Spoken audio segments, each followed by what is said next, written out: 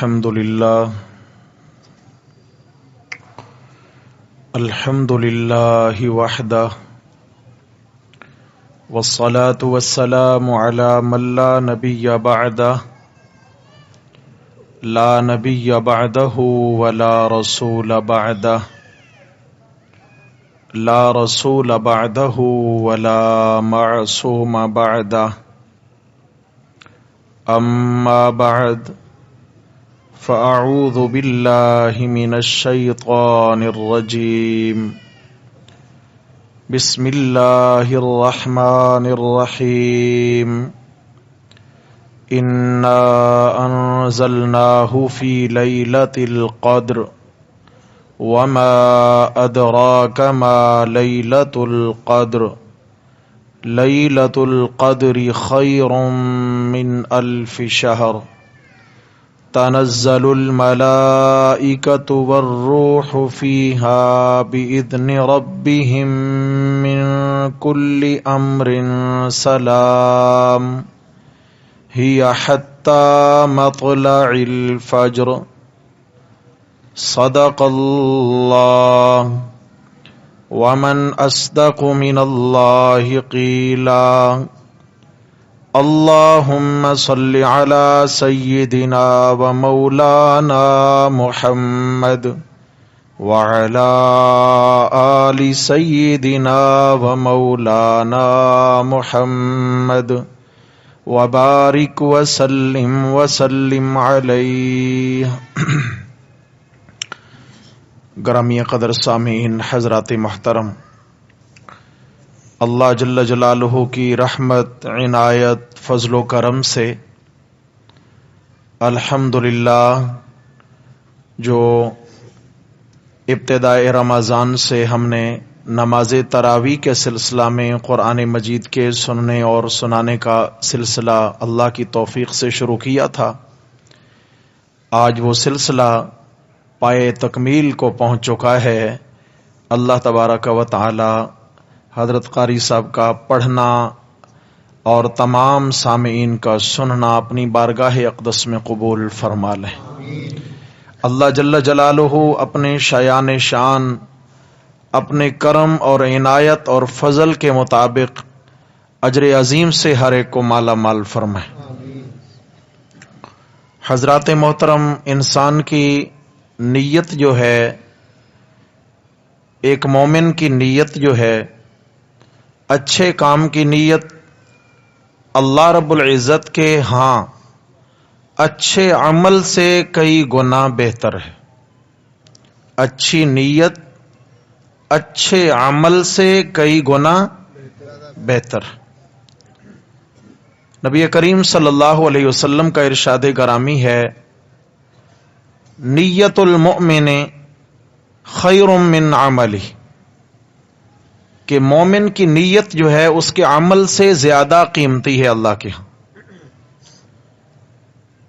ابھی آپ نے سنا کہ قرآن مجید کی تلاوت جو سورہ فاتحہ سے شروع ہوئی، بقرہ، آل عمران، نساء، چلتے چلتے چلتے یہ سفر طے ہوا اور والناس پہ قرآن مجید کی تکمیل ہو گئی تھی۔ کہاں پر؟ والناس پہ قرآن مجید مکمل ہو گیا، لیکن امام صاحب نے پھر آخری رکعت میں پھر سورہ بقرہ کی ابتدائی آیات پڑھ لیں۔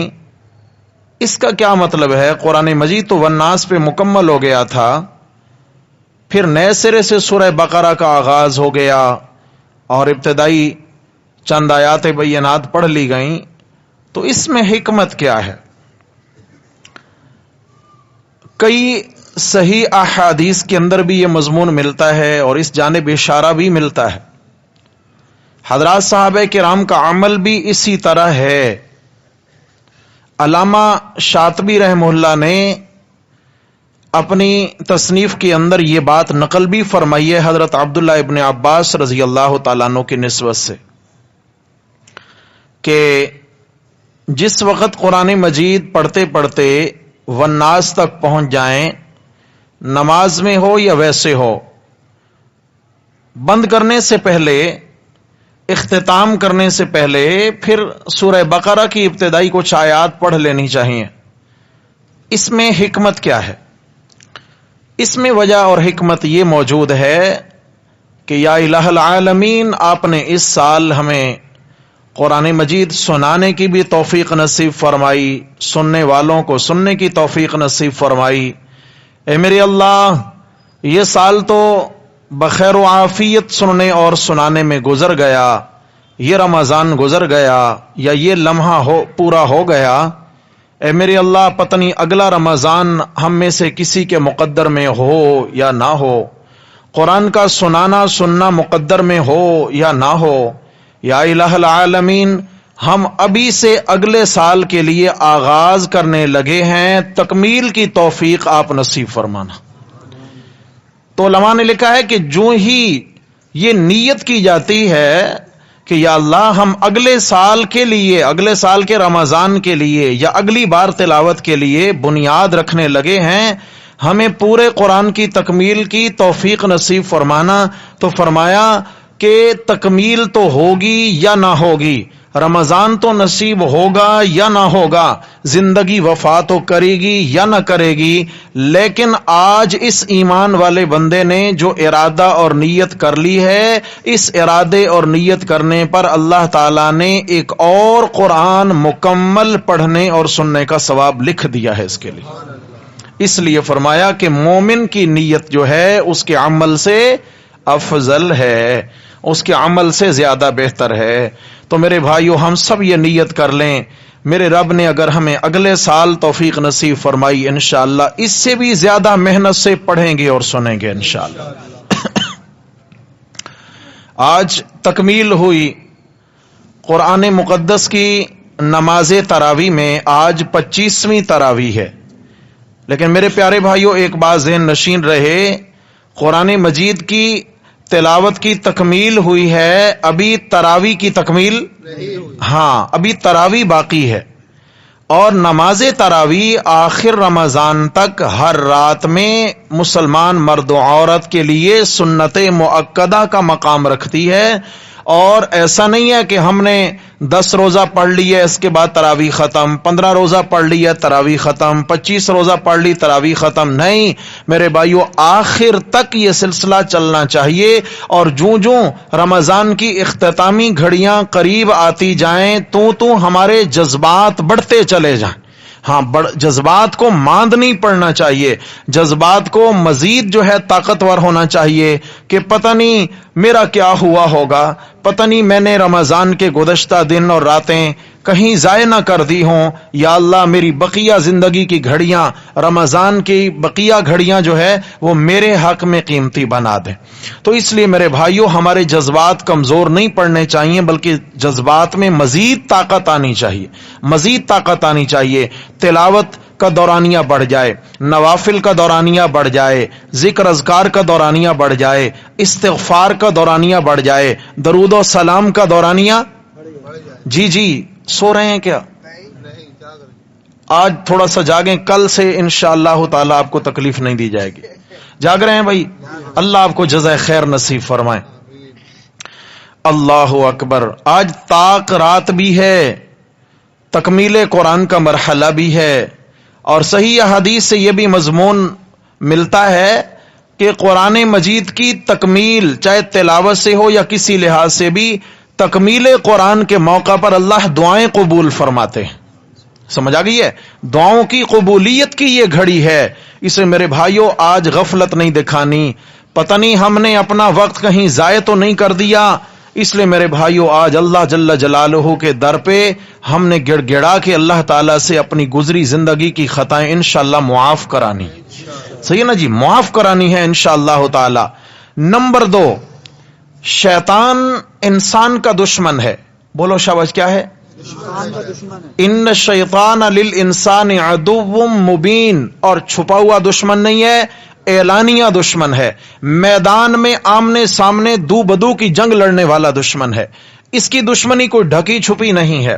اللہ تبارک و تعالی نے کلام مجید میں اس کی دشمنی کے متعلق بار بار اظہار فرما دیا ہے، اور اس لیے فرمایا کہ جب بھی تم قرآن مجید پڑھنے لگو تو سب سے پہلے شیطان مردود کے شر سے اپنے آپ کو اللہ کی پناہ میں لے آیا کرو۔ اذا قرأت القرآن فاستعذ باللہ من الشیطان الرجیم، جب تم قرآن پڑھنے لگو تو شیطان مردود کے شر سے اپنے آپ کو اللہ کی پناہ میں دے دیا کرو، اللہ کی پناہ حاصل کر لیا کرو۔ کیوں کہ جب ہم اللہ کی پناہ پکڑ لیں گے تو اللہ تعالیٰ کی حفاظت والی چار دیواری میں آ جائیں گے، اور جب حفاظت والے قلعے میں ہم بند ہو گئے، اور وہ حفاظتی قلعہ بھی پتھروں کا نہیں ہے، وہ اللہ کی غیبی طاقت کا قلعہ ہے۔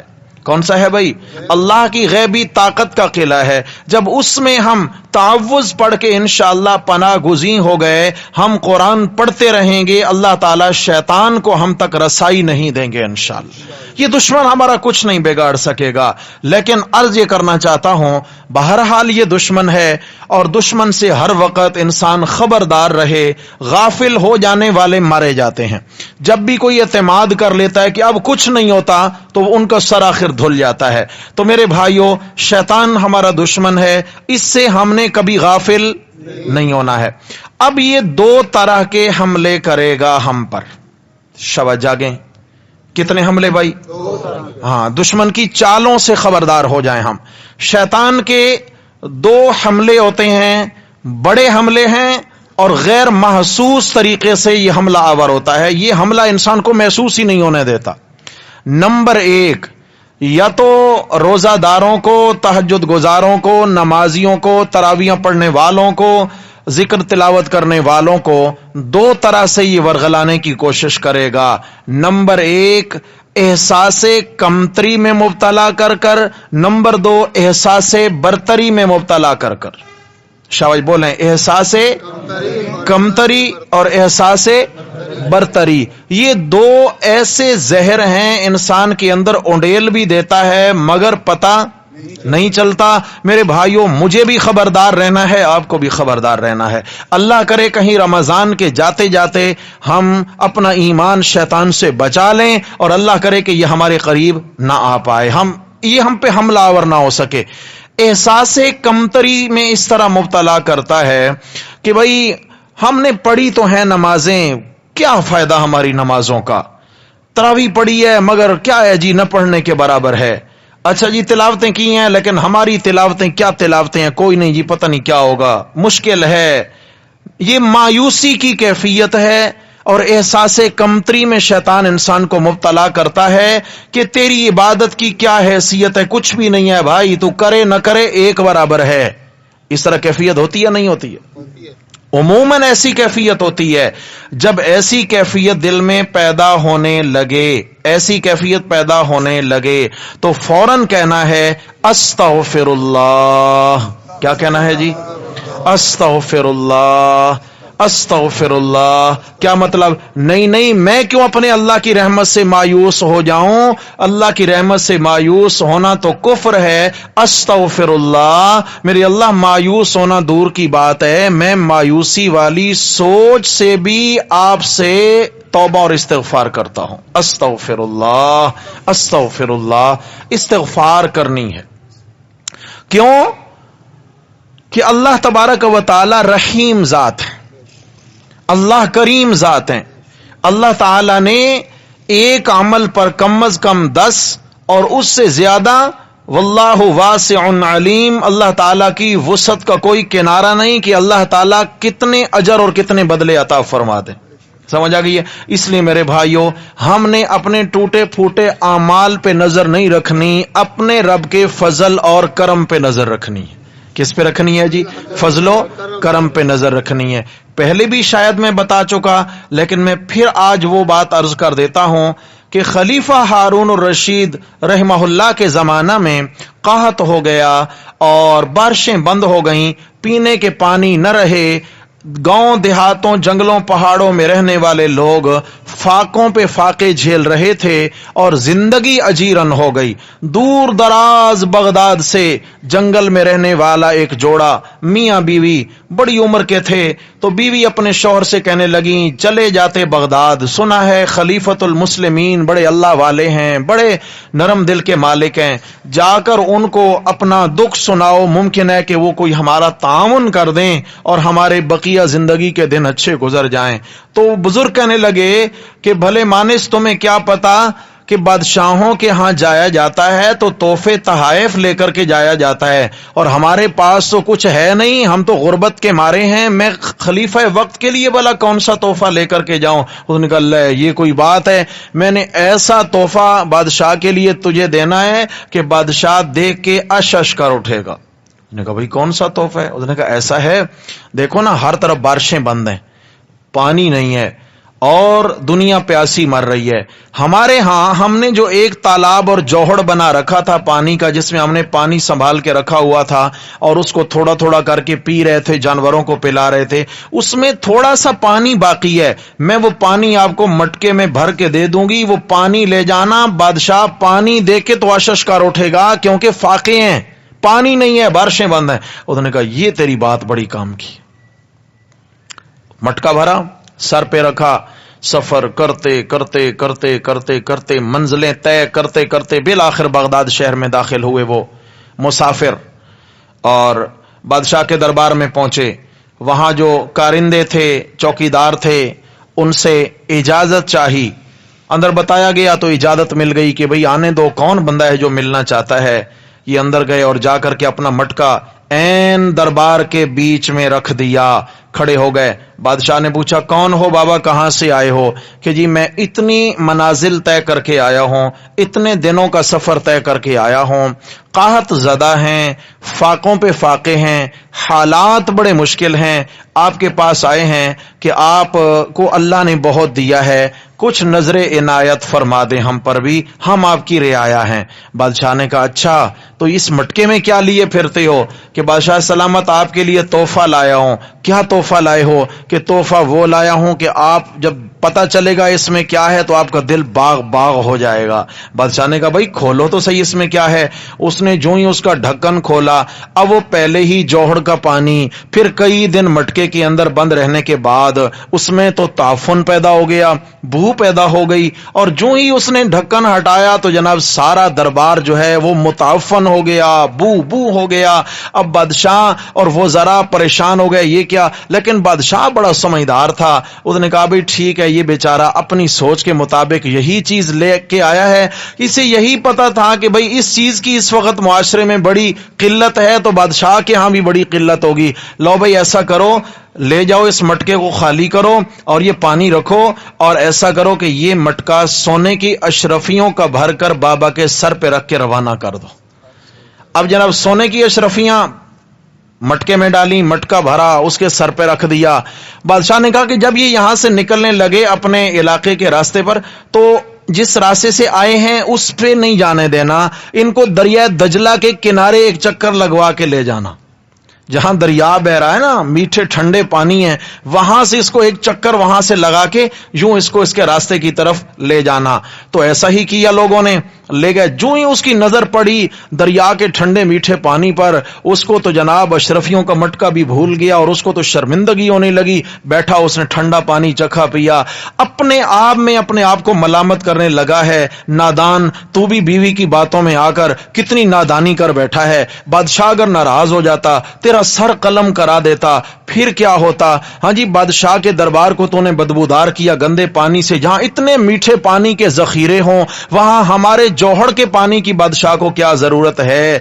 तो अल्लामा जलालुद्दीन रूमी रहमतुल्लाह अलैह ने मसनवी के अंदर ये वाकया नकल करके इसका नतीजा निकाला है। फरमाया कि जिस तरह उस बुजुर्ग ने अपने गंदे पानी को सबसे कीमती तोहफा करार दे रखा था अपने जहन के मुताबिक, लेकिन बादशाह ने अपने ज़र्फ के मुताबिक उस पे करम किया। मेरे भाइयों, हमारे आमाल तो उस जौहड़ के गंदे पानी की मिसल हैं। अल्लाह के हां कबूल हो जाएं तो ज़ेह किस्मत, वरना हमारे आमाल में कोई जान अमाल में कोई जान नहीं है, फिर भी अल्लाह ताला इन गंदे, यानी गंदे तो मैं ना कहूं, बहरहाल नाकारा हमारे जो अमाल हैं, हमारे जो नाकारा और बेजान किस्म के अमाल हैं, अगर अल्लाह ताला इनके बदले में अपनी रजा नसीब कर दे और दुनिया से 10 गुना बड़ी जन्नत अता फरमा दे, तो मेरे भाइयों रब का करम है कि नहीं है? हमारे अमाल हैं उस मटके के पानी जैसे, हमारे अमाल में कोई जान नहीं है मेरे भाइयों। तो इसलिए शैतान पहला हमला करेगा एहसासे कमतरी में मुब्तला कर कर। जब भी एहसासे कमतरी आए तो फिर अपने अमाल से नजर हटा के अल्लाह के फजलो करम पे नजर ले जानी है और क्या कहना है? अस्तगफिरुल्लाह, अस्तगफिर। नहीं, ये सोच नहीं आनी चाहिए, अल्लाह बड़े करीम हैं। नंबर 2, एहसासे बरतरी में मुब्तला करेगा। वाह वाह भाई, कमाल का बंदा तो तू है, तूने रोजे रखे, तूने तरावी पढ़ी, तूने तहज्जुद पढ़ी, तूने इतने कुरान खत्म कर लिए, ये फलां फलां फलां को देखिए तो ऐਵੇਂ ही है, इनकी तो कोई हालत ही नहीं है। बंदा तो तू काम का है भाई। ऐसा होता है नहीं होता है? बोलते नहीं है भाई, समझ आ गई है ना जी? हम तो अगर 2 रातें उठ के तहज्जुद नसीब हो जाए तो तीसरी रात हम पतनी कश्फ इल्हाम के मुंतजिर होते हैं कि अब हम विलायत के आला दर्जे पे फायज हो जाने चाहिए, क्योंकि हमने 2 रातें तहज्जुद पढ़ ली है। नहीं मेरे भाई, एहसासे कमतरी में भी मुब्तला नहीं होना, एहसासे बरतरी में भी मुब्तला नहीं होना। जब भी एहसासे बरतरी की कैफियत दिल में पैदा होने लगे, तूने ऐसा कर दिया, तेरा कमाल है, तेरे रोजे, तेरी नमाजें, जुबान पे आना चाहिए अल्लाह अकबर।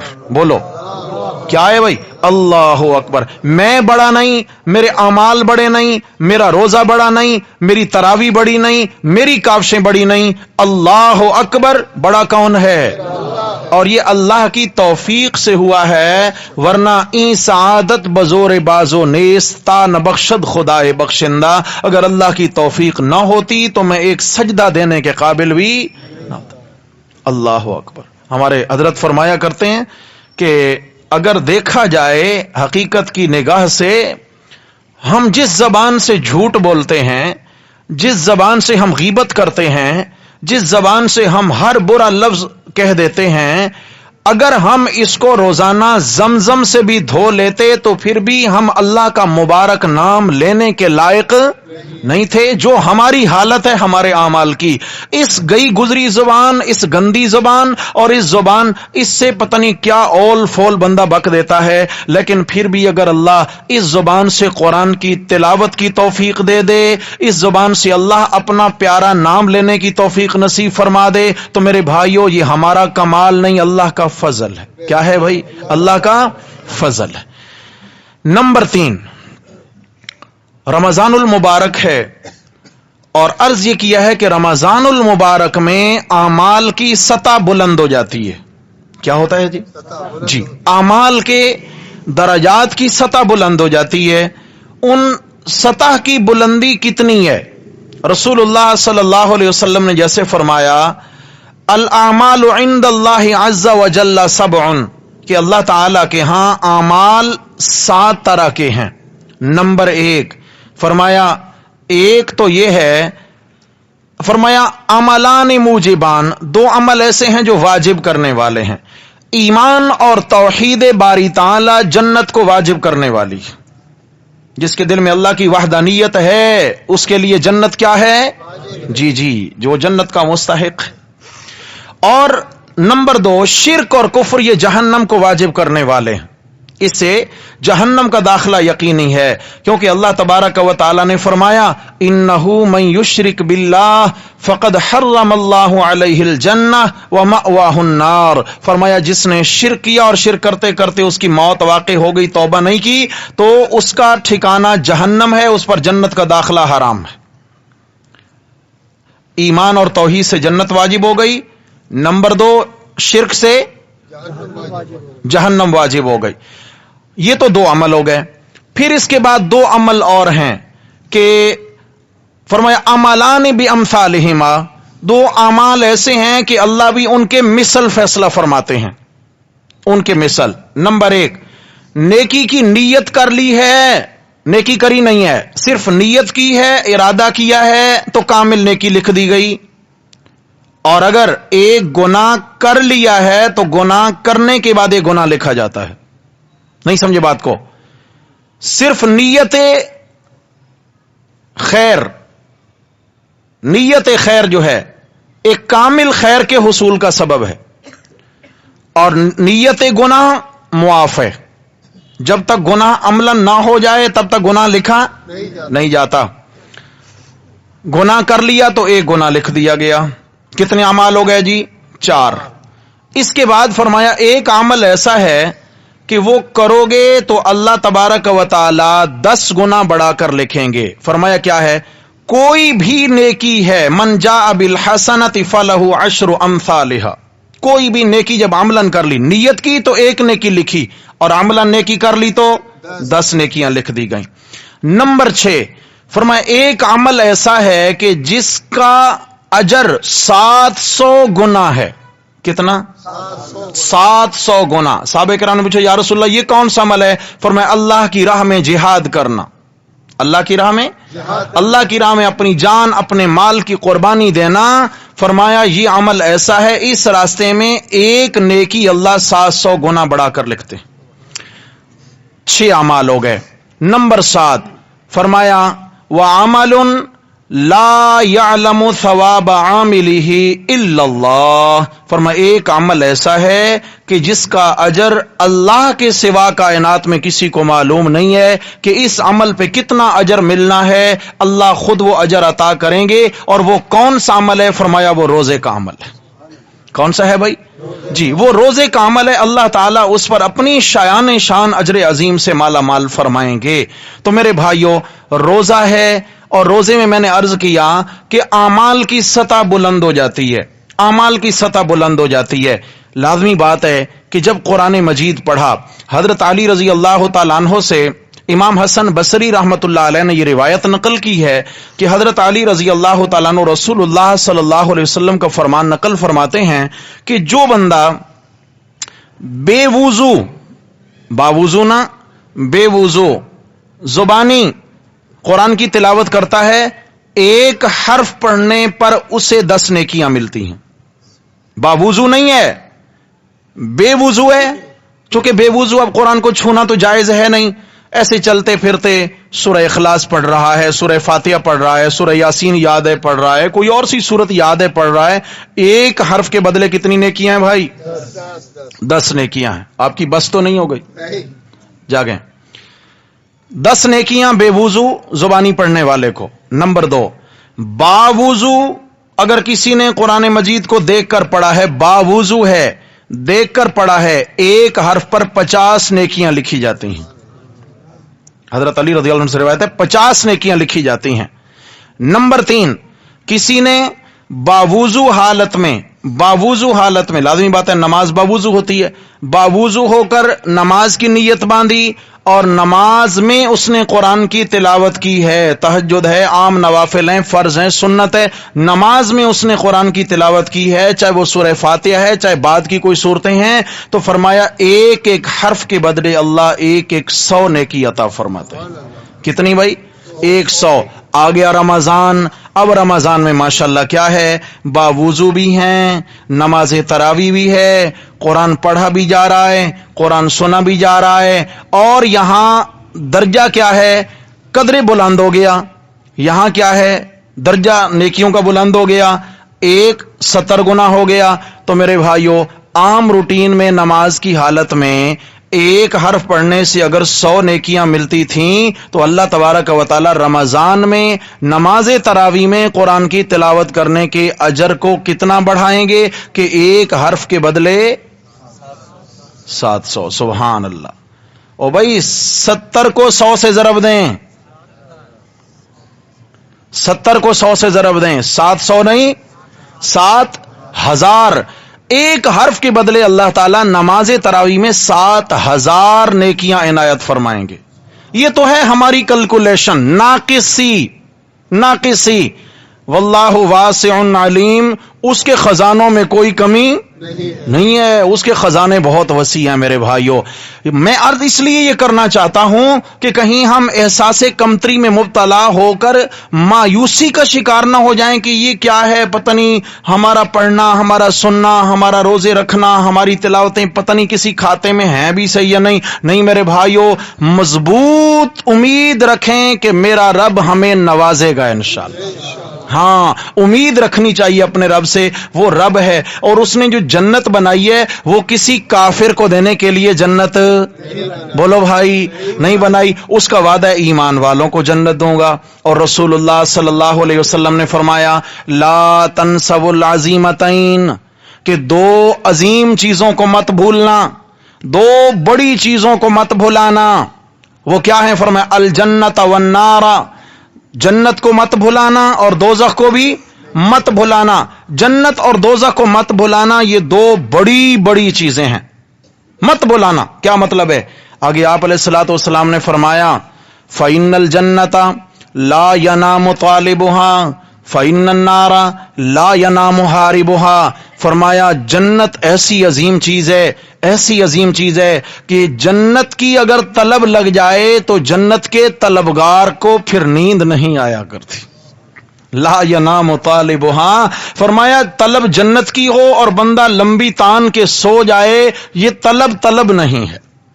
اگر طلب سچی ہے تو پھر رات کی نیندیں اڑ جائیں گی، پھر ان کے پہلو بستروں سے جدا رہیں گے، اور رات کے آخری پہر میں اٹھ کر فرمایا استغفار کرتے ہیں۔ تو آپ علیہ السلام نے فرمایا فإن الجنت لا ينام طالبها، جنت ایسی نعمت ہے کہ اس کی طلب کرنے والے کو نیند نہیں آتی۔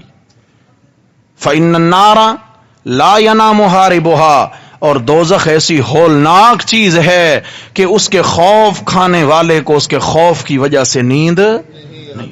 فرمایا لا تنسوا العظیمتین، ان دو بڑی چیزوں کو مت بھولانا، ان کو ہمیشہ اپنے پیش نظر رکھنا اور ان کو سوچتے رہنا۔ اور پھر آپ صلی اللہ علیہ وسلم نے کیا فرمایا کہ رمضان المبارک کے مہینہ میں 4 اعمال خصوصیت سے میں بات کر رہا ہوں بھائی، انس بھائی میں بات کر رہا ہوں، ان کو چھوڑے میں کر رہا ہوں بات۔ ادھر دیکھیں، توجہ ہے بھائی، آج ملاقات ہے، پھر تو آپ نے ہاتھ آنا ہی نہیں ہے، آج کی ملاقات غنیمت ہے انشاءاللہ، سمجھ آ گئی ہے؟ اور یہ یاد رکھنا کل اتوار کا ظہر کا درس ہوگا انشاءاللہ، سمجھے نا؟ ہاں ایسا نہیں ہے، کل انشاءاللہ ظہر کا درس ہوگا انشاءاللہ میرے رب نے چاہا تو، اور روزانہ یہاں تراویح بھی ہوگی، ایسا نہیں ہے تراویح ختم ہو گئی۔ میں نے شروع میں عرض کیا قرآن مجید کی تکمیل ہوئی، تراویح کی تکمیل، تراویح ہوگی انشاءاللہ، ہاں اسی زور و شور سے انشاءاللہ شرکت رہنی چاہیے جیسے پہلے تھی۔ تو آپ صلی اللہ علیہ وسلم نے فرمایا کہ رمضان المبارک کے مبارک مہینے میں 4 کام کثرت سے کرنے ہیں۔ کتنے جی؟ اب جو یہ 3 4 5 دن باقی ہیں ہمارے پاس، ان کو غنیمت جانیں، اور ان میں تو ہم یہ کام دھڑا دھڑ شروع کر دیں، دھڑا دھڑ، ایسے دھڑا دھڑ شروع کریں کہ پچھلے دنوں میں اگر کمی رہ گئی ہے تو بہرحال یہ دن اس کمی کو پورا کر دیں۔ کتنے کام جی؟ نمبر 1، آپ علیہ السلام نے فرمایا لا الہ الا اللہ، کہو ذرا، اللہ کی توحید کا یہ کلمہ بار بار دہرانا ہے، اللہ کی وحدانیت کا یہ جملہ بار بار۔ حدیث شریف میں آیا جددوا ایمانکم، کہ ایمان کی تجدید کرتے رہا کرو، ایمان بوسیدہ ہو جاتا ہے، انسان سے کئی ایسے کام ہو جاتے ہیں جو ایمان کی شان کے منافی ہوتے ہیں تو ایمان کمزور ہو جاتا ہے، بسا اوقات ایمان انسان کا ضائع بھی ہو جاتا ہے، کوئی ایسا گناہ اور عمل بھی ہوتا ہے۔ تو آپ نے فرمایا جددوا ایمانکم، اپنے ایمان کی تجدید کرتے رہا کرو۔ یا رسول اللہ کیسے؟ فرمایا جددوا ایمانکم بلا الہ الا اللہ، لا الہ الا اللہ کہتے رہا کرو، تمہارے ایمان کی تجدید ہوتی رہے گی۔ کیا ہوگی بھائی؟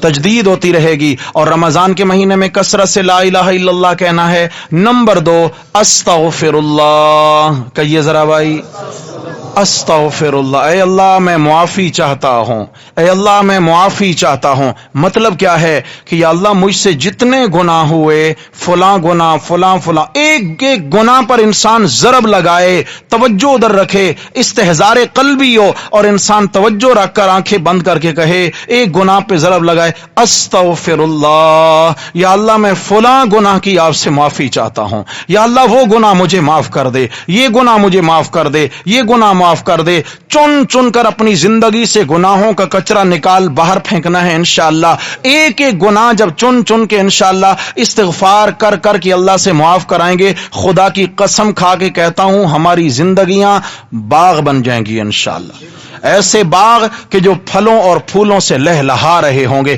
ایسی زندگی ہو جائے گی۔ آج ہماری زندگی میں سکون کیوں نہیں ہے؟ ہماری زندگی گناہوں کی وجہ سے کچرا کنڈی بن چکی ہے، گناہوں کی وجہ سے اتنا کچرا ہو گیا ہماری زندگیوں میں کہ میرے بھائیوں اب اس کچرے کو صاف کرنا لازم ہو گیا ہے، اور جہاں کچرا پڑا ہوتا ہے وہاں پھر کیڑے پیدا ہو جاتے ہیں، جراثیم ہو جاتے ہیں اور بیماریاں پھیل جاتی ہیں۔ میرے بھائیوں گناہوں کا جو کچرا ہے اس سے ظاہری کیڑے تو نہیں ہوں گے، البتہ اس سے قبر کے کیڑے پیدا ہو سکتے ہیں، سمجھ آ گئی ہے؟ اور آخرت کے اعتبار سے جو بیماری ہے اللہ تعالیٰ اپنی امان نصیب فرمائے۔ یہ گناہ بڑی موذی چیز ہے میرے بھائی، گناہ بڑی موذی چیز۔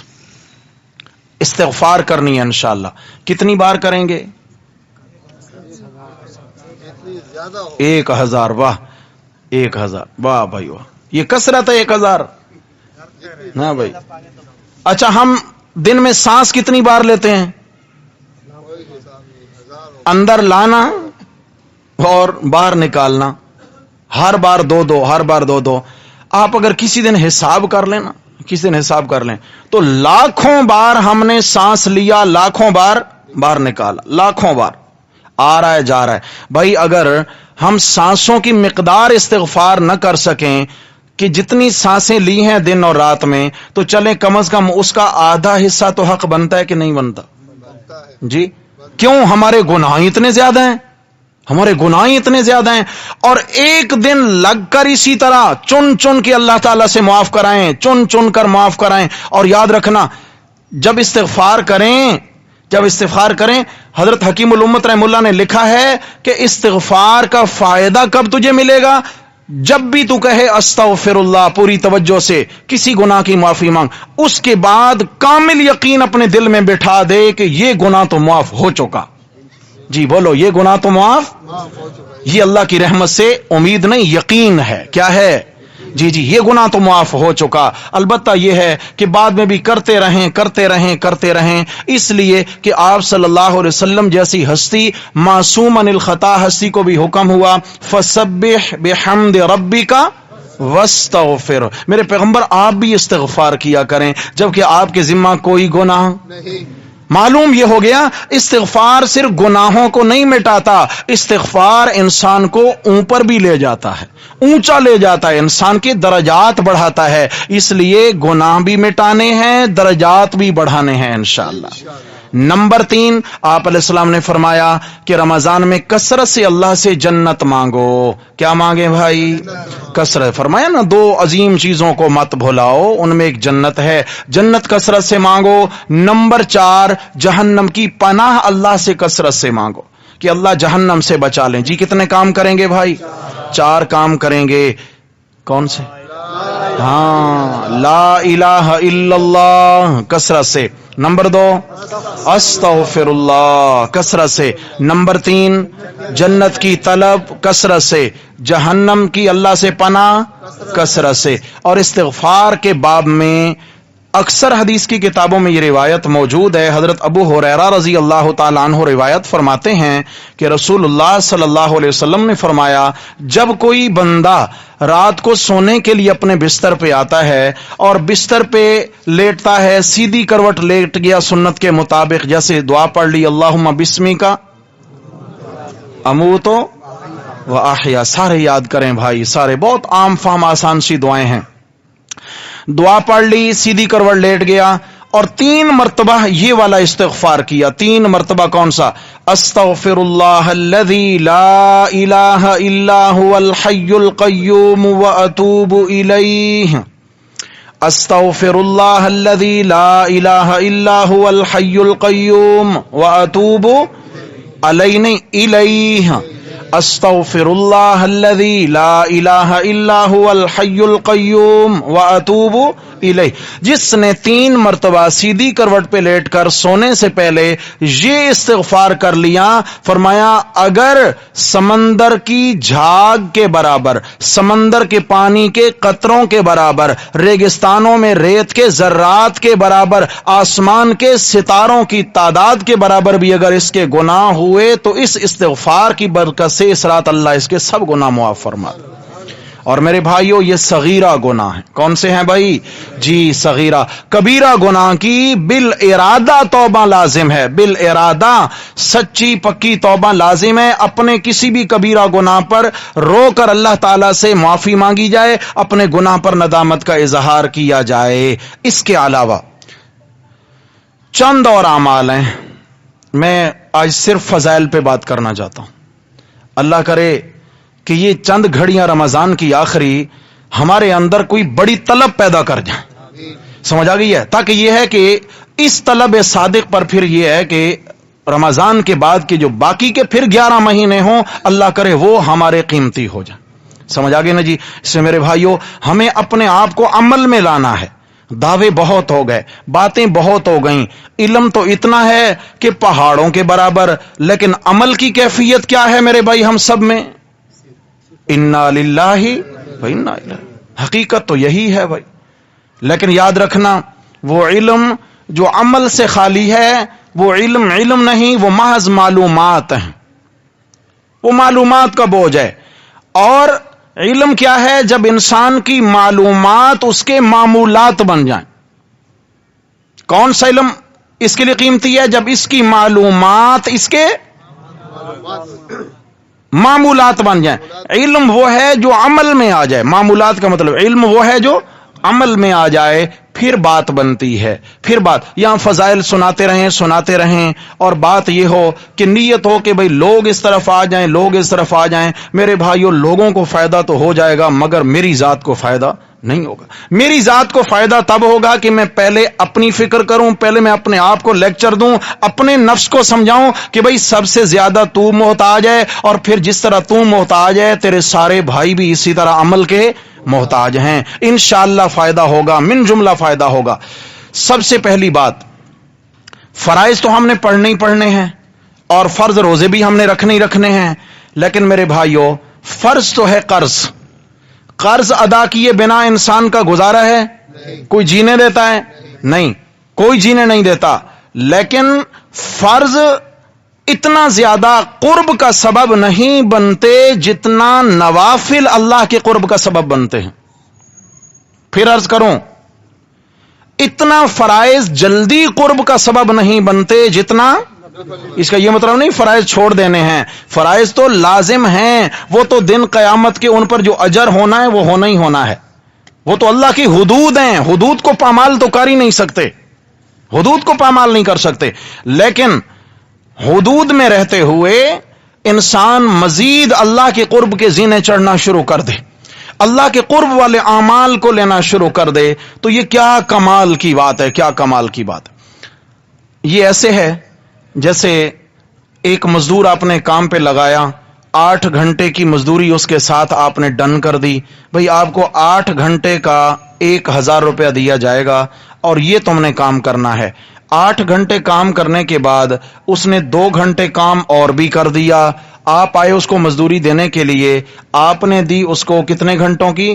8. اور پوچھا کہ بھئی یہ کیا کیا اوپر ابھی تو آپ لگیں؟ انہوں نے کہا یار مسئلہ یہ ہے کہ آپ نے ہم پر احسان کیا کہ آپ نے 8 گھنٹے کی مزدوری تو ہمیں دے دی ہے، ہاں جی ہمیں کام دیا، ہمیں اجرت دی، ہمارے لیے آسانی پیدا کر دی. میں نے سوچا کہ یہ کام کہیں ضائع نہ ہو جائے، گھنٹہ 2 گھنٹہ مزید لگا کے یہ کام سنوار دیتا ہوں. تو کیا ہوگا کہ اس 8 گھنٹے کی قدر آپ کے دل میں اتنی نہیں آئے گی جتنا یہ گھنٹہ 2 گھنٹے کے کام کی آئے گی. نہیں آئے گی. اس کی قدر زیادہ ہوگی، آپ کے دل میں اس کی عزت اس کام کی وجہ سے زیادہ بنے گی، بھائی واقعی بغیر اجرت کے اس بندے نے بے لوث یہ کام کیا ہے، واقعی بندہ بڑا با کمال ہے. تو وہ کیا کرے گا؟ پھر عنایات کے دروازے کھولے گا، پھر مزدوری کا لحاظ نہیں رکھے گا، عنایات ہیں. ایسا ہی ہے میرے پیارے بھائیو، اللہ جل جلالہ نے اپنے فرائض ادا کرنے والے بندے کو تو قرب دینا ہے، اس کو مزدوری تو دینی ہے، جو اجرت اس کی ہے وہ تو ملنی ہے، لیکن اس سے بڑھ کر بندہ جب نوافل میں لگا ہوا ہے، نفل نماز میں لگا ہے، نفل روزے میں لگا ہوا ہے، تو یہ نفلی عبادات جو ہیں یہ کہیں زیادہ اللہ کو جلدی راضی کرنے کا سبب ہے، کہیں جلدی. اس کی مثال ہے، مثال کے طور پر روزانہ کی بنیاد پر نماز اشراق ہے. کون سی نماز؟ یہ رات کے کتنے بجے پڑھی جاتی ہے جی؟ ہاں ماشاء اللہ ماشاء اللہ، فجر کے فوراً بعد. اچھا اچھا ماشاء اللہ. نماز اشراق سورج طلوع ہونے کے بعد، شرق سورج کا طلوع ہونا، جب سورج طلوع ہو جائے، سورج طلوع ہونے کے اتنی دیر بعد کہ سورج اپنے مقام سے قدرے بلند ہو جائے. سمجھ آ گئی ہے؟ کیوں کہ جو سورج کے پجاری تھے، کواکب پرست، وہ کیا کرتے تھے؟ جو ہی سورج طلوع ہونے لگتا تو وہ سورج کے سامنے سجدہ ریز ہو جاتے تھے، اور غروب ہوتے وقت بھی سجدہ ریز ہوتے. تو اس لیے منع ہے کہ جب سورج طلوع ہو رہا ہو تو تم نے کوئی سجدہ نہیں کرنا، یعنی سجدے والی نماز نہیں پڑھنی، سجدہ نہیں کرنا. طلوع، غروب اور زوال کے علاوہ کے اوقات میں کر سکتے ہیں، باقی ساری باتیں جائز ہیں، صرف سجدے والی عبادت جائز نہیں. تو جب سورج اتنا بلند ہو جائے تو ہم نے نماز اشراق ادا کرنی ہے، اور اس کا مسئلہ بھی سمجھ لیں. نماز اشراق کی 2 رکعت ہوتی ہیں. کتنی؟ 2. جی صحیح احادیث سے 4 رکعت نہیں ہے. کتنی ہے بھائی؟ 2. ہاں 2 رکعت ہیں نماز اشراق کی. دیکھیں ہم نے سنت طریقہ نہیں چھوڑنا بھائی، نوافل میں بھی سنت طریقہ نہیں چھوڑے. ہم جتنی تعداد مقرر ہے اس کو لے کے چلیں گے، انشاءاللہ کام بنے گا. جہاں تعداد مقرر نہیں ہے وہاں جتنا جی چاہے کریں. ایک چابی ہوتی ہے، چابی لگے گی تو تالا کھلے گا نا بھائی. اچھا، چابی کے دندانوں میں ایک دندانہ توڑ دیں، کم کر دیں، تالا کھلے گا؟ اچھا، ایک دندانہ بڑھا دیں، تالا کھلے گا؟ نہیں کھلے گا. چابی کے دندانے پورے ہوں گے تو تالا کھلے گا. اسی طرح شریعت کے اندر بعض چیزیں بالکل خاص ہیں، ان کی تعداد متعین ہے، ان کا وقت متعین ہے، ان کی مقدار متعین ہے. اس مقدار سے کم کریں گے تو بھی تالا نہیں کھلے گا، زیادہ کریں گے تو بھی تالا نہیں کھلے گا. حضرت حکیم الامت رحم اللہ نے ایک عجیب واقعہ لکھا ہے کہ ایک اللہ والے تھے، دنیا دار تھے پہلے، پھر اللہ تبارک و تعالیٰ نے ان کو سمجھ عطا فرمائی. نام بھی لکھا ہے، مجھے نام بھول گیا، اللہ کے بڑے ولی گزرے ہیں وہ. انہوں نے کسی عالم سے سنا کہ بھائی جب رات بستر پہ آئیں تو تسبیحات فاطمہ جو ہے نا وہ پڑھا کریں. وہ کیا ہیں؟ 33 بار سبحان اللہ، 33 بار الحمدللہ، 34 بار اللہ اکبر. یہ حضرت فاطمہ رضی اللہ عنہ کی تسبیحات ہیں. آپ علیہ السلام نے ان کو تاکید فرمائی تھی اور تعداد بتلائی تھی. بستر پہ آئیں تو یہ ہے کہ فرمائے جتنا بھی بدن تھکن سے چور ہوگا، خاص کر خواتین کے لیے تو بہت قیمتی نسخہ ہے، سارا دن کام کرتی ہیں گھر کا، بستر پہ آ کر یہ تسبیحات پڑھ لیں، اللہ تعالی خزانہ غیب سے پورے بدن کی سروس کر دیں گے. تھکن دور ہو جائے گی انشاءاللہ، اور آخرت کے اعتبار سے جو اجر ہے وہ تو بڑا با کمال ہے. حضرت نے لکھا ہے کہ وہ جو اللہ والے تھے انہوں نے کسی عالم سے یہ سنا کہ بھائی اس طرح پڑھنی ہے، تو انہوں نے کہا میں 33 کا پابند تھوڑی ہوں، میں تو بھائی سینکڑوں بار کروں گا. بستر پہ آ کر شروع ہو گئے جناب علی، سینکڑوں بار سبحان اللہ پڑھ ڈالی، سینکڑوں بار الحمدللہ، اللہ اکبر. رات خواب میں دیکھتے ہیں کہ حشر کا میدان لگا ہوا ہے، اور حشر کے میدان میں یہ ہے کہ اعلان ہوتا ہے کہ تسبیحات فاطمہ پڑھنے والے لوگ اٹھیں اور جنت میں چلے جائیں. تو فرمایا کہ میرے برابر میں بہت سارے لوگ تھے ان تسبیحات کی پڑھنے والے، اٹھے اور جنت میں چلے گئے. میں اٹھ کے چلنے لگا تو فرشتے نے میرا ہاتھ تھام لیا. تم کہاں جا رہے ہو بھائی؟ میں بھی تو تسبیحات پڑھتا ہوں. نہیں تم تو نہیں پڑھتے؟ کہ نہیں جی میں تو پڑھتا ہوں، میں نے تو اتنی زیادہ پڑھی ہیں.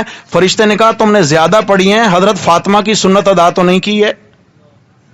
جو تسبیحات کی تعداد مقرر ہے تم نے وہ تو نہیں کی ہے.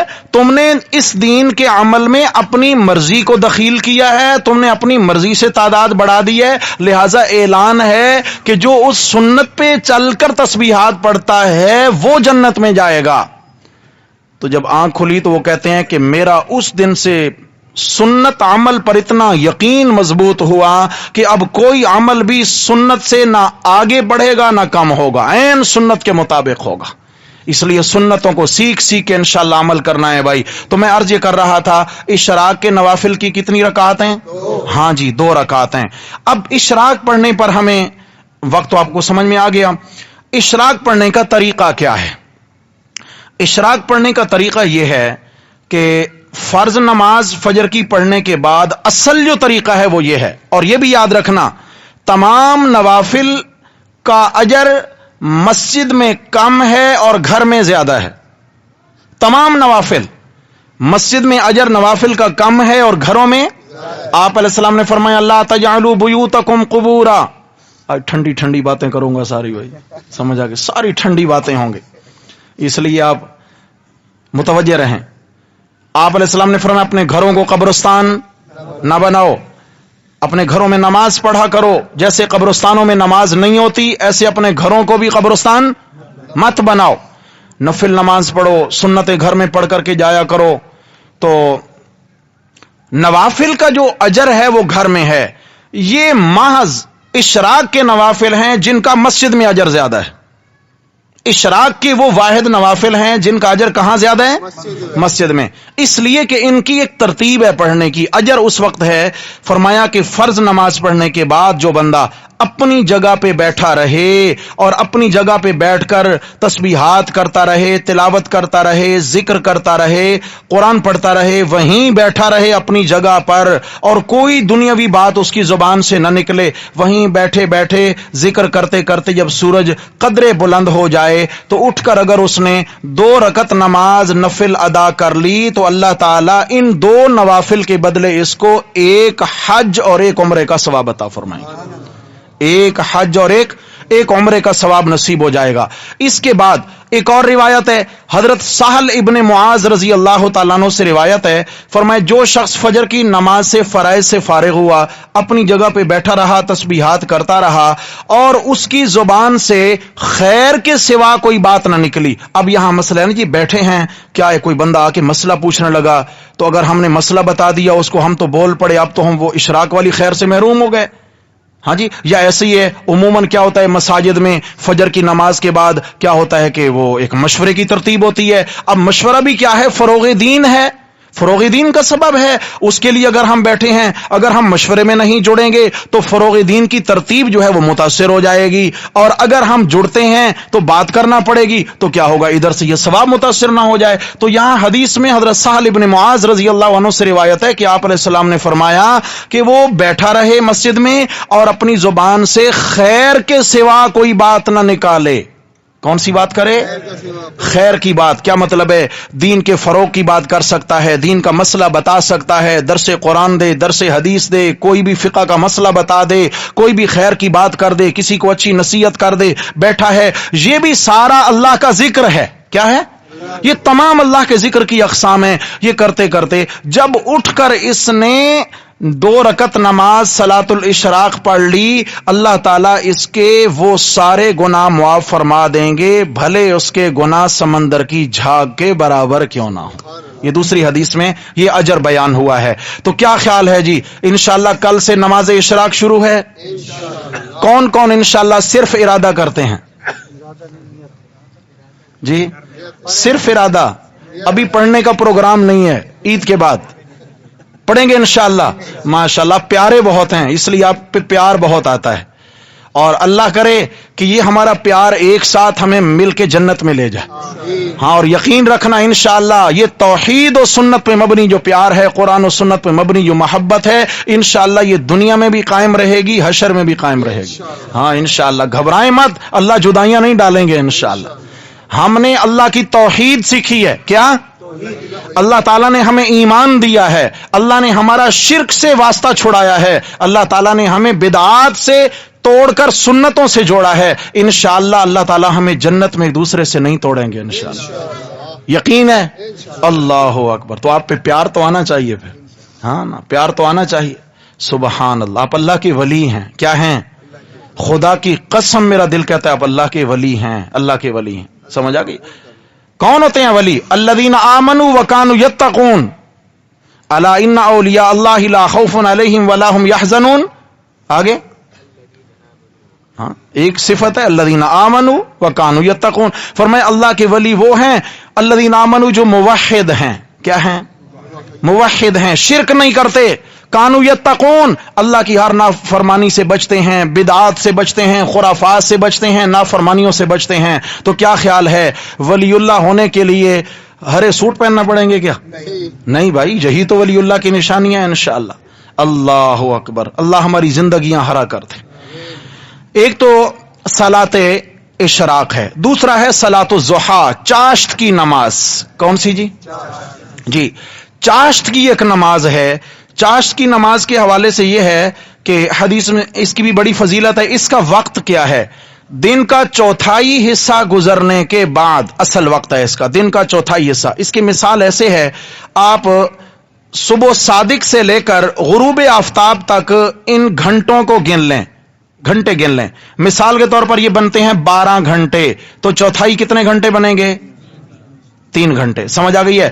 3 گھنٹے ابتدائی 3 گھنٹے نکال دیں اور ان 3 گھنٹوں کے بعد چاشت کا وقت شروع ہوگا اور زوال آفتاب تک رہے گا, زوال ہونے سے پہلے تک رہے گا. سمجھ آ گئی ہے؟ زوال کے بعد وقت ختم ہو گیا. لیکن اگر مجبوری ہے, وقت نہیں ملے گا, اس کے بعد مشغولیت کا وقت ہو جائے گا, آپ دکان پہ چلے جائیں گے, آفس چلے جائیں گے, کاروبار میں چلے جائیں گے, آرام کرنا ہے, تو پہلے بھی اگر پڑھ لیا تو انشاءاللہ امید ہے کہ اللہ تعالیٰ اجر میں کمی نہیں فرمائیں گے انشاءاللہ. سمجھ آ گئی ہے نا جی؟ ایک تو اس کا یہ وقت ہے. اس کے علاوہ میرے بھائیو ذرا سمجھیے اس کی رکعات کتنی ہیں. اس کی رکعات کتنی ہیں؟ ادنا کم از کم اس کی جو رکعات ہیں کم از کم, وہ احادیث تو مختلف ہیں, کم از کم اس کی جو تعداد آئی ہے وہ 6 رکعات ہے. کتنی؟ 6. کم از کم 6 اور زیادہ سے زیادہ 12 رکعت. ایک حدیث میں 20 رکعت کی تعداد بھی ہے, لیکن بعض علماء نے لکھا کہ یہ 20 رکعت جو نا اوابین کے ساتھ خاص ہیں مختلف احادیث کو جمع کرنے سے. کم از کم کتنی ہے جی؟ 6 اور زیادہ سے زیادہ 12 رکعت. اچھا جی, لیکن کسی نے 2 رکعت پڑھ لی تو بھی انشاءاللہ اس کو اجر حاصل ہوگا, 4 پڑھ لی تو بھی اجر. یہ کمال درجہ بیان ہوا ہے, 6 سے 12 کمال درجہ بیان ہوا ہے. مثال کے طور پر ایک اور حدیث ہے, حضرت ابو درداء رضی اللہ تعالیٰ عنہ فرماتے ہیں کہ جس شخص نے 2 رکعت صلاۃ چاشت کی پڑھ لی, 2 رکعت, اللہ تعالیٰ اس کو غافلین میں شمار نہیں فرمائیں گے. اب اس کا دل غافل, جی یہ غافل نہیں لکھا جائے گا.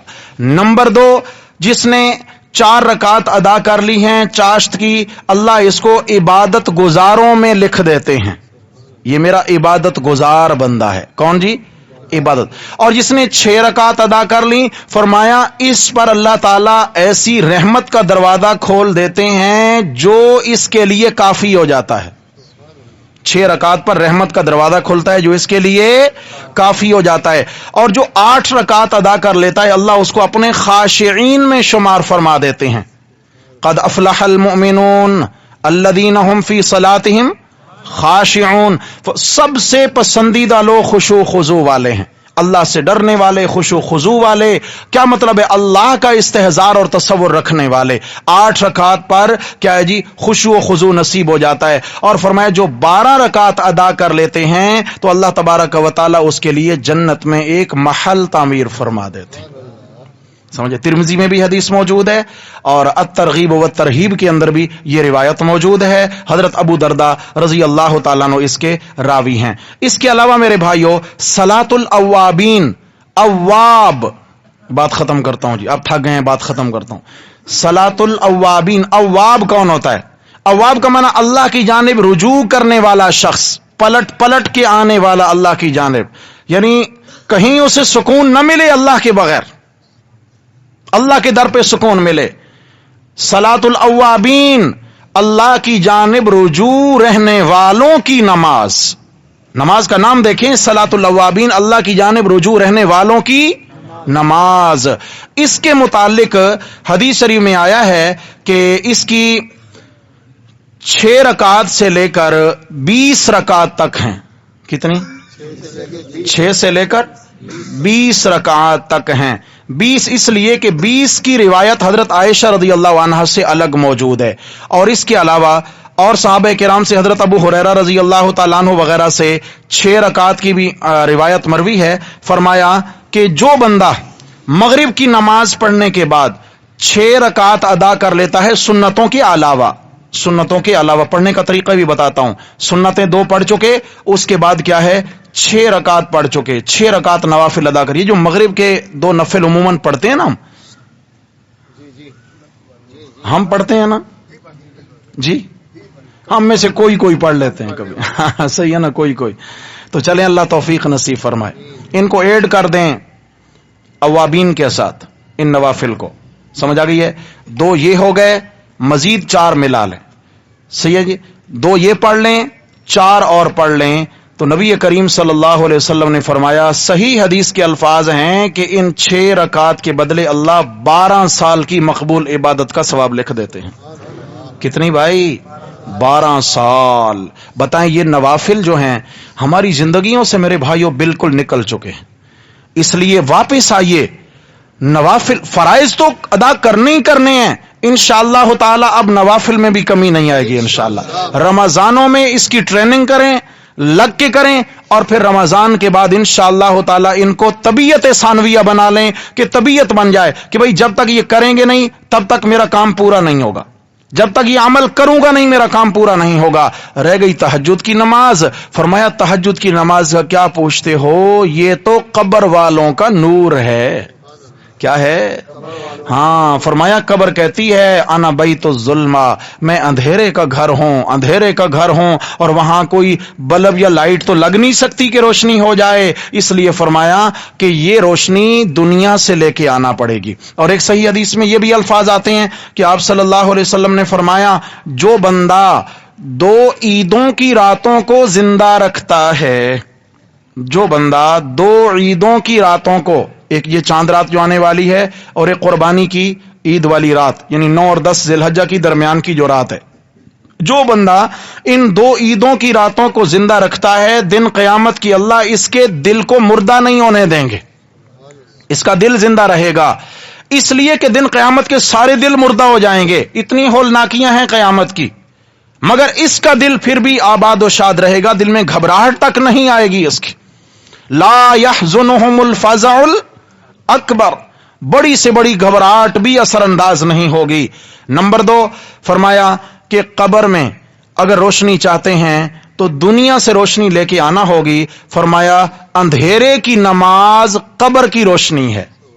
शाबाश बोलें, अंधेरे की नमाज कब्र की रोशनी है। कौन सी नमाज है अंधेरे की जी? तहज्जुद की नमाज है। कम अज कम 2 रकात, ज्यादा से ज्यादा 8 रकात। कम अज कम 2 रकात, 2 करें, 4 करें, 6 करें, 8 करें, अच्छी बात है। नहीं तो कम अज कम भाई रोजाना की बुनियाद पर कम अज कम 2 रकात भी अच्छी जान मार के पढ़ें।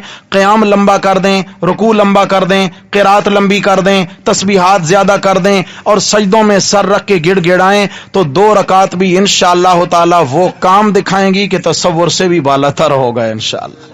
अच्छा, कौन कौन साथी इरादा करते हैं इंशाअल्लाह कि इन चीजों को अब हमने लेके चलना है इंशाअल्लाह? इरादा है इंशाअल्लाह। अल्लाह ताला हमारे इरादों को जिला नसीब फरमाए, अल्लाह ताला इन पर अमल की तौफीक नसीब फरमाए। आज की रात ताक रात है, ताक रात है। मुमकिन है लैलतुल कदर हो, लैलतुल कदर हुई तो आज का ये इरादा इंशाअल्लाह इतना कीमती बन गया हमारा कि इसकी कीमत कोई अदा नहीं कर सकता, इतना कीमती बन गया इरादा। और इंशाअल्लाह आज की रात से अगर तहज्जुद का आगाज हो गया, बिस्मिल्लाह, फिर तो वारे न्यारे हो गए। और साथ ही नबी अलैहिस्सलातु वस्सलाम का फरमान है कि जब ये लैलतुल कदर होती है, ये रात होती है, तो इस मुबारक रात में फरिश्ते आसमानों के जमीन पर उतरते हैं हजरत जिब्रील अलैहिस्सलातु वस्सलाम के साथ। हजरत जिब्रील अलैहिस्सलाम के हाथ में एक झंडा होता है, सफेद झंडा। ये सफेद झंडा सुलह की अलामत है। क्या है भाई? انداز سمجھنا، آخری بات ہے، میں یہ کر کے ختم کروں گا بات کو. سلو کی علامت ہے سفید جھنڈا، جبریل امین کے ہاتھ میں ہوتا ہے اور لا کر بیت اللہ کی چھت پہ گاڑ دیتے ہیں.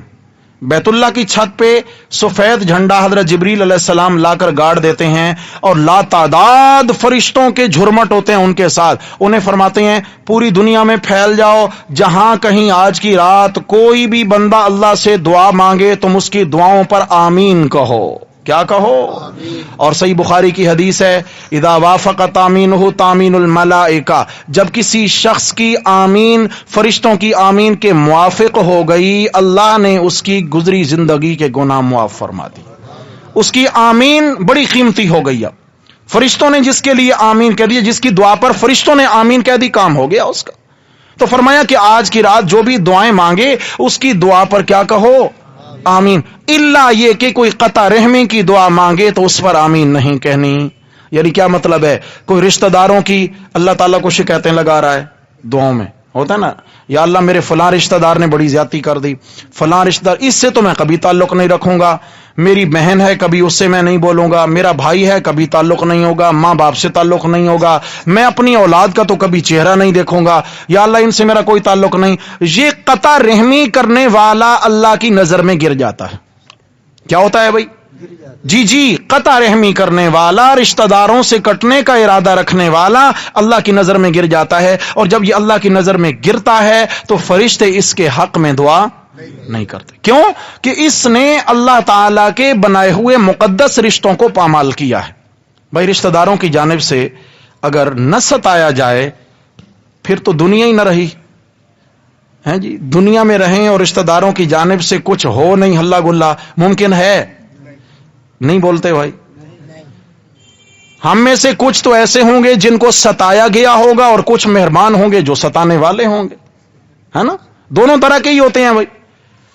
نبی کریم صلی اللہ علیہ وسلم نے فرمایا، وہ جبریل امین کی بات پوری کرتا ہوں، بات آ گئی تو اس کو میں پورا کروں. فرمایا اس رات میں ہر گناہگار کی مغفرت ہو جاتی ہے. بڑے سے بڑا گناہگار سچی معافی مانگے گا، گناہ معاف، کام ہو گیا، بخشش ہو گئی.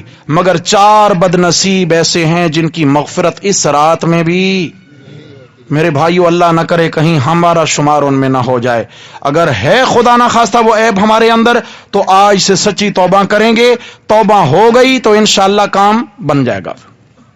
نمبر 1 فرمایا والدین کا نافرمان.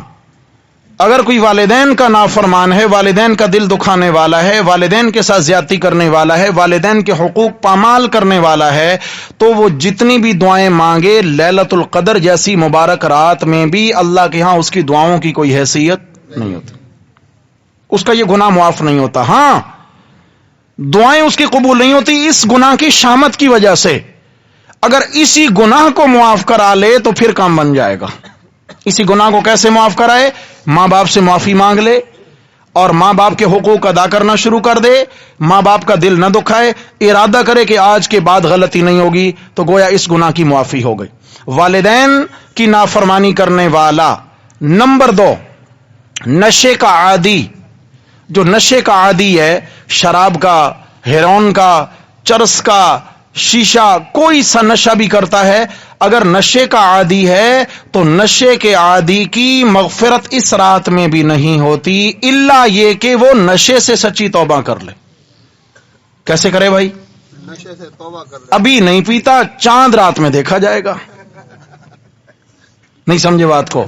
ہاں وہ رات جس میں میرے نبی صلی اللہ علیہ وسلم نے فرمایا تھا جس نے اس رات کو زندہ رکھا، دن قیامت کے اللہ اس کا دل زندہ رکھیں گے، اس کے دل میں گھبراہٹ نہیں آئے گی. ہم مسلمان کس طرف چل نکلے ہیں بھائی؟ عید کے نام پر، عید کی شاپنگ کے نام پر، یہ آخری عشرہ کس بلا کے نام ہم کر رہے ہیں بھائی؟ کس بلا کے نام کر رہے ہیں ہم؟ یہ عید تو آئے گی اور چلی جائے گی، لیکن بتائیں کیا رمضان سال سے پہلے پھر پلٹ کے آئے گا؟ اور کیا ہے رمضان تو آئے گا، ہم ہوں گے؟ یقین سے کہہ سکتے ہیں؟ نہیں. تو نشے کا عادی جو ہے اس کی مغفرت نہیں ہوتی. نمبر 3 دل میں مسلمانوں کے متعلق کینہ رکھنے والا. اگر دل میں کینہ ہے کسی مسلمان کے متعلق، حسد ہے، کینہ ہے، بغض ہے، بلا وجہ کسی مسلمان کا دل میں کینہ پال لیا، بغض پال لیا، اس کے متعلق دل میں عیب آ گیا، کھوٹ آ گئی دل کے اندر، یاد رکھنا جب تک یہ دل کا کھوٹا اپنی کھوٹ دور نہیں کرے گا تب تک اس کی کوئی دعا اللہ کے حضور رسائی حاصل نہیں کر سکتی، الا یہ کہ اپنا دل صاف کر لے، الا یہ کہ اپنا دل صاف کر لے اور کہ جی میں نے کر لیا سے کام نہیں ہوگا، اللہ کی نظر دل پر ہے۔ اللہ کی نظر کہاں ہے بھائی؟ خوب جانتے ہیں۔ نمبر 4، رشتہ داروں سے کٹنے والا، رشتہ داروں سے رشتہ داریاں توڑ کے رہنے والا۔ کون سی وجہ ہے؟ یاد رکھنا اگر دین کی بنیاد ہے، مثلا میرا رشتہ دار ایسا ہے کہ وہ اللہ کا بڑا نافرمان ہے اور ہمیشہ اللہ تعالیٰ کے دین کی دھجیاں اڑاتا ہے، دین کے معاملات کو پامال کرتا ہے، اللہ کو ناراض کرتا ہے، میں اس لیے اس کے قریب نہیں جاتا کہ وہ اللہ تعالیٰ کا باغی ہے، یہ تو کیا ہے؟ بغض بھی اللہ کے لیے اور محبت بھی اللہ کے لیے ہے۔ اس ناراضگی کی بات نہیں ہے دنیاوی معاملات میں، وہ ہماری فلاں خوشی پر نہیں آئے تھے لہٰذا ہم بھی نہیں جائیں گے، انہوں نے ہمارے متعلق یہ کہا تھا لہٰذا ہمارا تعلق ختم، انہوں نے یہ کیا تھا لہٰذا ہمارا تعلق۔ یہ چھوٹی چھوٹی باتیں ہوتی ہیں نا عموماً، تو ایسی باتوں کو مد نظر رکھ کر اگر تعلقات توڑ دیے تو میرے بھائیوں جب تک انسان اپنے ناراض رشتہ داروں کو منا نہ لے تب تک اس رات میں بھی کام بننے والا۔ حضرت جبریل علیہ السلام فرماتے ہیں کہ جاؤ فرشتوں، جو بھی آج کی رات دعا کرے تم اس پر کیا کہو؟ آمین کہو۔ یہ جھنڈا کیوں لے کے آئے ہیں؟ ہاں جی، ہم بھی تو 12 جھنڈیاں لگائیں پھر، جبریل امین کیوں لے کے آئے؟ یاد رکھنا سفید جھنڈا صلح کی علامت۔ جب دو لشکر آمنے سامنے ہوتے ہیں اور جب ایک طرف سے جنگ بندی کا ارادہ ہوتا ہے تو وہ سفید رنگ کا جھنڈا بلند کرتے ہیں۔ کیا کرتے ہیں بھائی؟ اور یہ سفید جھنڈا کیا ہوتا ہے؟ صلح کا پیغام ہوتا ہے کہ بھائی ہم جنگ نہیں چاہتے، ہم امن چاہتے ہیں، ہم لڑائی نہیں چاہتے، ہم دوستی چاہتے ہیں۔ لیکن عموماً کیا ہوتا ہے کہ کمزور فریق صلح کی پیشکش کرتا ہے طاقتور کو۔ کون؟ کمزور لشکر طاقتور کو صلح کی پیشکش کرتا ہے۔ قربان جو میرے اللہ تیری رحمت کے، تیرے فضل کے، تو شہنشاہوں کا شہنشاہ ہے، وراء الورا ہے، طاقتوں کا بادشاہ ہے، اور انسان تیرے سامنے گئے گزرے اور ان کی کیا حیثیت طاقت کے اعتبار سے تیرے مقابلے میں، آج کی رات میرے رب نے خود صلح کا پیغام بھیج دیا ہے طاقتور ہو کر، میرے بندو میں اللہ صلح چاہتا ہوں، صلح کر لو، میں اللہ صلح چاہتا ہوں، مجھ سے صلح کر لو۔ صلح کا پیغام آ جائے گا۔ جبریل امین لا کے جھنڈا بیت اللہ کی چھت پہ گاڑ دیتے ہیں، کیوں؟ یہ امن کا مرکز ہے۔ بیت اللہ کیا ہے؟ امن کا۔ من دخلہ کان آمنا، جو آ گیا وہ امن میں آ گیا۔ تو اس لیے میرے بھائیوں ساری دنیا کا سینٹر ہے، فرشتے جہاں جہاں جاتے ہیں جو دعائیں کرے آمین کہتے ہیں، اور آخر میں اعلان ہوتا ہے قوموا مغفور لکم، کہ تم اپنے مقام سے اٹھو گے، بعد میں اللہ تمہاری مغفرت کا فیصلہ پہلے فرما چکے ہیں۔ آج کی رات سے ارادہ ہے انشاءاللہ اپنی زندگی کا رخ بدل لیں، ہم سب انشاءاللہ آرام قربان کرنے ہیں انشاءاللہ تعالی۔ یہ چند راتیں رہ گئی ہیں بھائی، چند دن رہ گئے ہیں انشاءاللہ تعالی، ہم نے محنت کر کے اپنے رب کو منانا ہے انشاءاللہ۔ کیا کرنا ہے جی؟ اور جن 4 گناہوں کی وجہ سے اللہ روٹھ چکے ہیں بندے سے، انشاءاللہ ان 4 گناہوں کی ہم تلافی کریں گے۔ کون کون ہیں جو ناراض رشتہ داروں کو راضی کریں گے؟ جی ہاتھ وہی کھڑا کریں جن کے رشتہ دار ان سے ناراض ہیں اور وہ ارادہ کرتے ہیں کہ انشاءاللہ تعالی ایک بار ہم جائیں گے، یا کم از کم فون کریں گے۔ ارادہ کرتے ہیں۔ یہ نہیں ہوتا کہ ہمارا قصور کیا ہے، بھائی مزہ تب ہے قصور نہیں ہے اور پھر آگے قدم بڑھائیں۔ اگر قصور ہے معافی مانگ لی، پھر کون سا تیر مار دیا، یہ کون سا کمال ہے؟ تو انشاءاللہ تعالی ہم اللہ کے حکم پر انشاءاللہ سرنگوں ہو جائیں گے۔ اللہ تعالیٰ کبھی ہمارا سر پھر کسی کے سامنے جھکنے نہیں دیں گے انشاءاللہ۔ ہاں، من تواضع للہ رفعہ اللہ، جو اللہ کے لیے جھک گیا وہ اللہ کی نظر میں اٹھ گیا، اللہ کی نظر میں بلند ہو گیا۔ دعا ہے اللہ تبارک و تعالی ہم سب کا مل بیٹھنا اپنی بارگاہ میں قبول فرمائیں۔ ہمارے امام صاحب کا قرآن مجید تراویح میں سنانا، ہم سب کا سننا اپنی بارگاہ عالیہ میں قبول و منظور فرمائیں۔ اللہ جل جلالہ دن کے روزے، رات کی نمازیں، تراویح، ذکر اذکار، جتنی بھی مجاہدے ہوئے، جتنی بھی عبادات ہوئیں، اللہ کریم اپنی بارگاہ عالیہ میں قبول و منظور فرمائیں۔ اقول قولی ھذا استغفر اللہ و اتوب الیہ، آخر دعوانا الحمد للہ رب العالمین۔